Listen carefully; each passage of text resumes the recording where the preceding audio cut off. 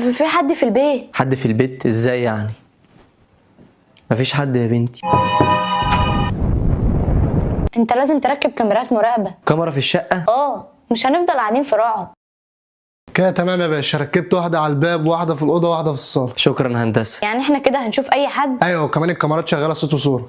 السلام عليكم. هنزل مع الراجل. بارك ايه ليكي وحشة والله. لا ما انتش بنزل لحماك ولا جوزي كمان بينزل، ما انا خليته يتخانق مع عمه بسببي. احسن، هي تستاهل والله. بس سلام انت دلوقتي.